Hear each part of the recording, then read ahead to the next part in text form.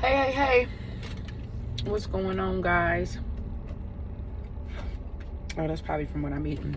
I'm eating crab wagoons, which is not one of my favorite things, but something that I do enjoy eating. So first, let me say, y'all know what it is. We in the car. Secondly, I'm definitely going to continue to eat, so bear with me, because you are going to hear some crunching and some da-da-da-da. Okay? I mean, or do y'all not want me to eat? Don't come over here because I'm still coming. There you go. Now you can come. Well, anyway, that's what I'm doing. And I'm the reason why I said I'm still going to eat, because I don't want them to get cold. But theoretically, I could have waited.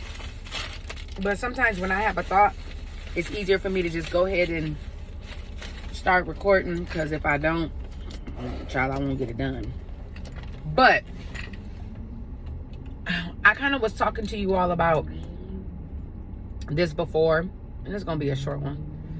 I was kind of talking to y'all about this before, but y'all, you want to be okay with the decisions that you make. I know that we do things and people say, my mom used to say this too. Growing up, she would be like, Bae or Jay, the things that you do, it doesn't just affect you, it affects everybody. That is actually very, very, very, very true. You know, that's very true in more cases than not. But what I'm learning in life is you still should consider you. Sometimes you may have to consider you first. Sometimes you may have to consider other people first, right? It all depends on the dynamic. But for this particular video, I want to lead with the fact that it's important to consider you when you're talking about decision making in life, boundaries, changes, right? Anything that's for yourself. Think about yourself first. You know what I'm learning as I get older, if you will, is that I watch other people make certain decisions, and in the moment, I'm not thinking about it. And I was talking to a friend of mine, and she was kind of telling me, kind of like breaking it down. And this, I'm like, oh my gosh, I didn't even think of it that way. I'm like, in the moment, the person is telling me that the decision that they're going to make, or whatever the case may be, that's surrounding the scenario. And in my brain, I'm like, they didn't even ask me nothing. Like, they're telling me about it now. They've already decided, they've already processed it, or they're saying, hey, this is what I'm thinking that I'm going to do. I'm pretty sure I'm going to do this, and da-da-da-da. And I found, like, especially when I was younger, I used to always call my family, like, especially my sister and my mom. I would call them a lot. There was a point in time where I literally couldn't even make a decision, like, no exaggeration, without running it by them first. I would be like, well, Mom, no, tell me, what do you think? You know, da-da-da-da. And then I got to a point, my sister used to say, like, you can't decide something without asking her. And I would be like, but I just want to make the right decision, and I don't want to. She would be like, Jennifer, you're getting older. Stop. Make the decision for your life and keep it moving. If it's the right decision, great. If it's not the best decision, learn from it, right? And so fast forward to this current conversation, I realized that when people be making their decisions, honey, they do not be considering me. Not that they should, right? So I'm not saying that you absolutely have to, but it gives me encouragement, because I'm like, they didn't even ask me what do I think, or, you know, they didn't ask me what do I think before they even decided, or before they even processed it. And I kind of was like, you know what? They not wrong. They not wrong at all. And it's helping me realize I don't have to consider them either. And I'm not saying it in a rude way. It's just helping me be like, Jennifer, just live your life. Let me tell you something. When they want to make decisions and do things for their life, they're not thinking about if you're going to like the person, if you're not. And I'm not saying this is 100% across the board, but people pretty much are going to do what they want to do. They're not considering, if they have considered what you may think, it ain't going to be enough to change their decision. Right? I was dealing with a scenario, and this person was telling me how this is what they were going to do, this is what they felt, and da-da-da. They wasn't wrong. And I was thinking, like, hold on. But when I was kind of dealing with something Y'all had all y'all opinions about why would you do that? That didn't make any sense. How did you not see that coming? And I'm like, I could say the same thing about your situation, but I didn't. I was actually more supportive. I'm not here to judge you or make you feel terrible. And now you getting ready to tell me you finna go back into that decision. And I realized, hold on, they not stopping their life saying, I wonder if Jennifer's gonna be disappointed because I'm getting ready to spin the block on this scenario or spin the block on this person. They did not care. But then I was like, but you tried to crucify me and try to say all of this stuff, but when it was you didn't care about what I thought. And I said, noted. So let's be very clear. I'm not going to care about what you think about the decisions that I'm making in my life unless it's just like truly bonehead decisions. But just stand by what you believe is right. And of course, we're not talking about not listening to people that's willing to give you healthy guidance. But a lot of us have been in those situations where we wanted to decide something, but then we were worried about what is the person going to say? What is the person going to think? Or how is this going to even pan out? Or what if I end up looking like da-da-da-da? But start taking an assessment of people that's in your life and see how much they consider you. And it doesn't mean that they disrespect you or they're like, oh, I don't care about what they think. It's not that. It's just, don't you find yourself being caught up missing out on what's for you or missing out on what you should be doing, different goals you should be meeting, you know, different business ventures, all because you trying to get the approval and okay for somebody else that don't get the approval and okay from you. They about to tell you about it, like, oh yeah, I didn't tell you about da-da-da-da. Like, no, you didn't. But let you go ahead and decide something. Why didn't you say something? Well, I wouldn't do it that way. No, we're going to go ahead and eliminate all of that in Jesus' name.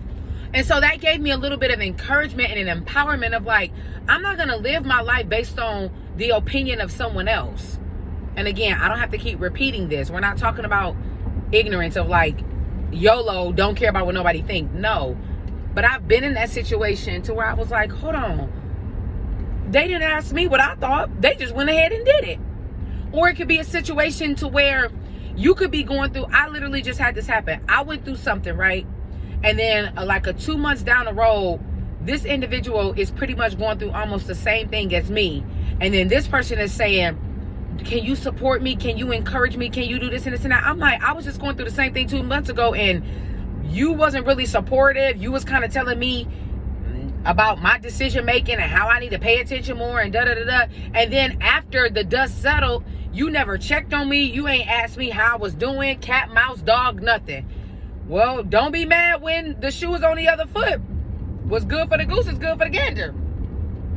And I realized people are not always wrong. I realized I have to have a better balance in how much I am investing into things that I'm not going to gain a profit on. Or how much I'm investing into something that God has said, this don't have nothing to do with you. Like, granted, I don't mind you being a listening ear, but why are you taking this on? This don't got nothing to do with you. And I'm like, dang, God, you're right.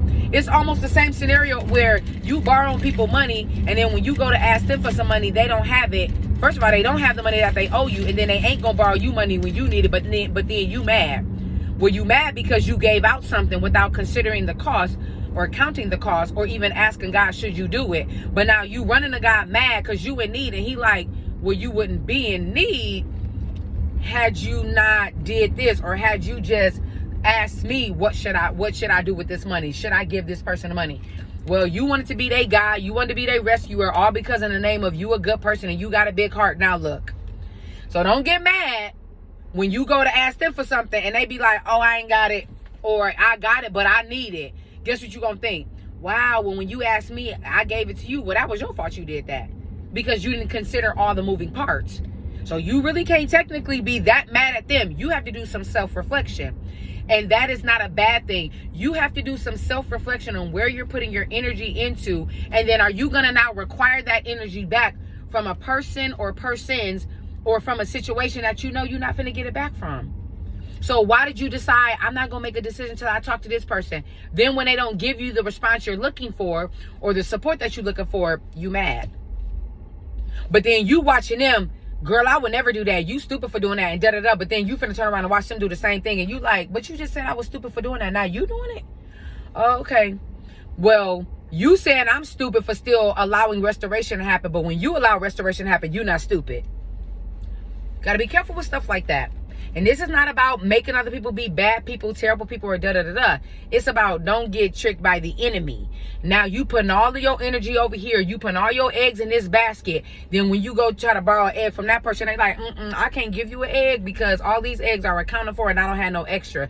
And now the devil wants you to create illegal confrontations and illegal emotions of, ain't nobody ever there for me. Now you in an illegal confrontation with the person saying, I can't believe you ain't da-da-da-da. Well, did you figure the dynamic? Did you discuss the dynamic? Have they proven that they're there for you? Have they proven that they bought your product, support your business, support your decision making? Or do they kind of just be like, oh, okay, well, you know, hey, da da da. So you got to count those things up. And you have to consider you first. Put you first. And putting you first meaning you should be having a consultation with God and with all things. Considering all things, your conversation should be here first, you as unto God, and not this way. Not friends, family, co-workers, spouses. Again, I'm not saying hide stuff from your spouse, but your conversation should be with God first before you even approach your spouse. Watch this. Your conversation should be with God first before your flesh even start making decisions for you. You can't trust your flesh. Especially if you're talking about adding feelings and all of that involved and trauma and triggers and pain. And I remember the last time, you can't trust your flesh. You're going here first so that your spirit man can then lead you in the flesh or in your flesh. You understand? So when you're deciding things and when you're putting yourself first, you're saying, God, I don't even have all the ways. So let me talk to you so that when I have to now put that action into play, I'm not going off of what my flesh thinks. My spirit is in full control, so that when my flesh wants to conjure up things, wants to conjure up illegal emotions, wants to tell so and so and so and so about themselves because why they don't support you, your spirit ain't even going to allow you to put yourself in that situation. You know why? Because your spirit is going to say, don't tell them, don't ask them, don't consider them, don't say it today, say it next week, don't say it at all. Wait on God. I know you want to tell somebody so bad. Talk to your pillow and talk to Christ. See, your spirit is going to guide you. So therefore, when you do open your mouth, if it's necessary, when you do ask for the support when it's necessary, the right support will be in place. You're not going to look for it in places that are empty. You're not going to look for support in places that you giving that person support. That's why when I borrow money out, I don't borrow anything that I need back. Because if I'm giving money to you, 9 times out of 10, you can't give it to me. And if we have a history where you're always depending on me, 9 times out of 10, when I do have a need to where I actually verbalize it, which is rare, you probably not going to be in place to help me for whatever reason. But then why should I breathe frustration upon myself coming to you when I have to say, wait a minute, when my spirit man can say, that's not the right person to ask. First of all, I never told you to ask anybody. I told you to wait for me. I'll open the door. I'll create the way. You trying to force it. Now you in a tizzy with this person, but that person has never shown you that they have came through for you. You understand? You have to decide things for yourself first. And that means having a conversation with Christ. When I'm talking like this, my flesh has to move out of the way. So then when I come to or come back or however you want to explain it, when the body and the fleshly mind now is here on earth putting those things into place, I'm leading by the spirit. So when my flesh want to say, oh, this way, my spirit has already came into agreement to what God said, what he told me to do, how he told me to do it, and when he told me to do it. So even as the process is going, anything that tries to come in and interject and distract or to do whatever, my spirit is already prepared. Oh, no, next. Because you're not going to have my flesh take over. God's already gave me what to do, how to do it. And watch this. Even when he hasn't given me the full detailed plan, I don't have time to be bouncing back and forth between my flesh and the spirit. I am in a place to where I'm like, wait a minute. I have this before God. We've had a conversation. He told me what to do up until this point. I have to keep my flesh under subjection because guess what? Hypothetically speaking, by Wednesday, by 7 o'clock at night, my spirit needs to be open in case he gives me another directive.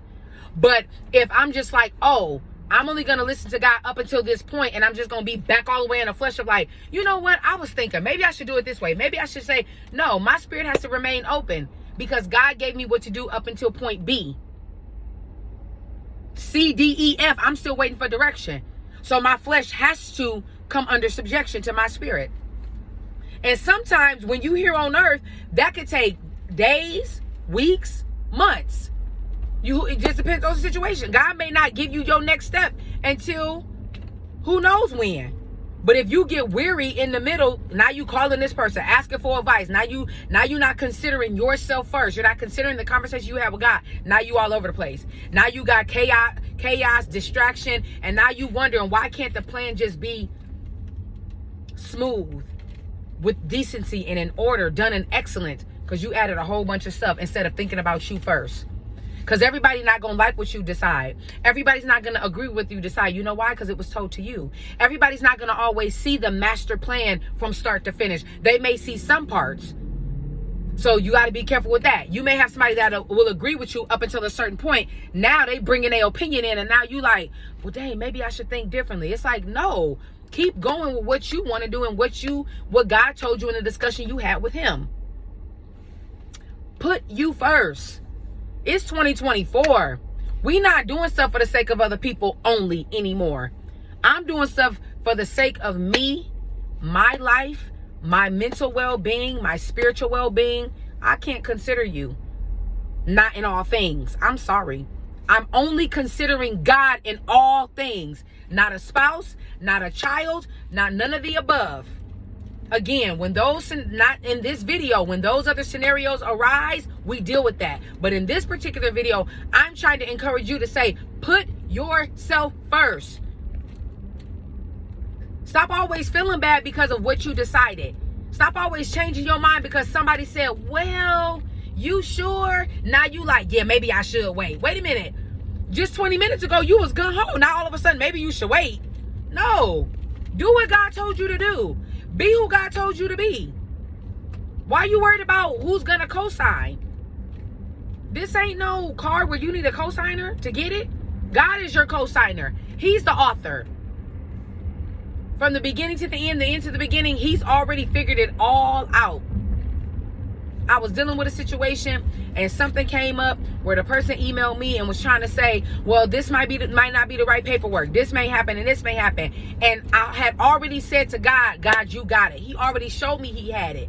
How things were beginning to unfold proved to me he had it. Now, this person comes in talking about that might not be the right paperwork. Let me double check and da-da-da. And I'm like, let you double check. And guess what I said? I stopped myself. I said, I'm not going to allow what you saying because you don't have your stuff in order to cause me to start overthinking. I said, God, I'm sorry about that. I had already told you that you got it. You good. You're going to guide me. I don't care what they talking about because you still got it. You still good. I'm still good. And you still going to guide me. You already knew she was finna say X, Y, Z. But that don't got nothing to do with the price of tea in China. You not finna start emailing me all of this extra stuff, getting me, and then I started email, I started calling phone calls, calling different states, trying to figure out what. I'm like, child, I'm not finna be doing all of that.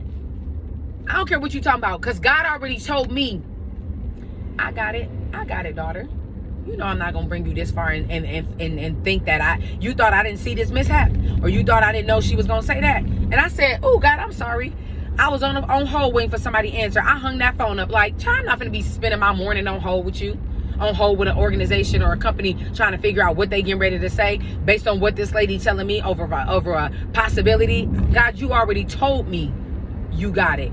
You already honored what I asked and you put it in motion. So surely you're going to see it all the way through.